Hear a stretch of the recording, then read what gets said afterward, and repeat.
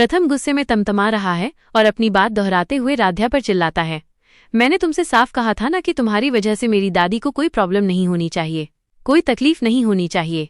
लेकिन राध्या, तुम जाओ यहां से। प्रथम के कठोर शब्दों से आहत होकर राध्या एक बंद कमरे में भाग जाती है। उसका दिल टूट जाता है और वो फूट फूट कर रोने लगती है। खुद से सवाल करते हुए वो अपनी निराशा व्यक्त करती है, क्यों हमेशा इतनी गलतियां होती हैं? क्यों हम इतने गैर जिम्मेदार हैं? वहीं दूसरी ओर ये सब प्रथम की दादी के ही बनाए जाल का हिस्सा था।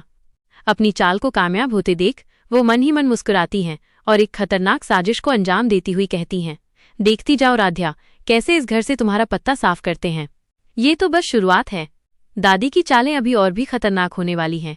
आने वाली कहानी में दादी राध्या के खिलाफ एक बहुत बड़ी और गहरी साजिश रचने वाली हैं, जो उसे मित्तल भवन छोड़ने पर मजबूर कर देगी।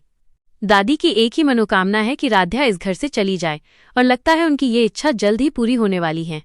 हालांकि आने वाले समय में सच का खुलासा भी होगा।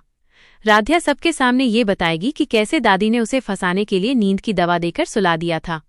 इसी मौके का फायदा उठाकर दादी ने जानबूझकर व्हीलचेयर से गिरने का नाटक किया और सारा दोष राध्या पर डाल दिया।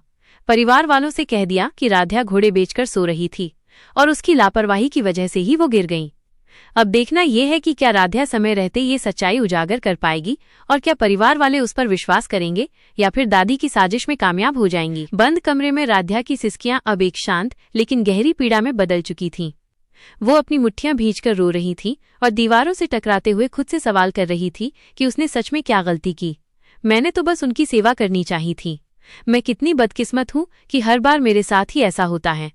उसके मन में प्रथम के प्रति गुस्सा और प्रेम का एक अजीब मिश्रण था। वो जानती थी कि प्रथम का गुस्सा जायज हो सकता है, लेकिन ये भी सच था कि वो निर्दोष थी। उसी क्षण दादी अपने कमरे में बैठी अपनी चाय की चुस्की ले रही थी और अपने नौकरानी को निर्देश दे रही थी, सुनो, मेरी पुरानी सेहत की फाइलें और दवाई के प्रिस्क्रिप्शन सब ठीक से रखे होने चाहिए। और हाँ, अब राध्या के लिए मेरी देखभाल की ड्यूटी रात की होगी। उसे बताओ, रात को मेरी दवा देने और पानी पिलाने की जिम्मेदारी उसी की है। दादी के चेहरे पर एक धूर्त मुस्कान थी। उनकी अगली साजिश का ताना बाना बुना जा चुका था। वो राध्या को रात की ड्यूटी देकर उसे थकाना चाहती थी ताकि वो कोई न कोई गलती करे या फिर उन्हें एक और मौके मिले खुद को घायल दिखाने का और राध्या को और भी ज्यादा फंसाने का।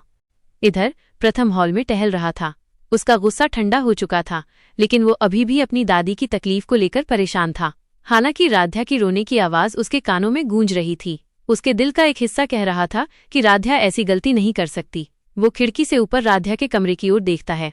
उसे अपनी दादी और राध्या के बीच किसी गहरे रहस्य का संदेह होने लगता है। क्या वाकई में राध्या ही दोषी है या फिर कुछ ऐसा है जो उसे दिख नहीं रहा? आने वाली रात मित्तल भवन के लिए निर्णायक होने वाली है। रात की ड्यूटी, दादी की नई चाल और प्रथम का बढ़ता हुआ शक, ये सब मिलकर कहानी को एक खतरनाक मोड़ पर ले जाने वाला है। क्या राध्या अपनी बेगुनाही साबित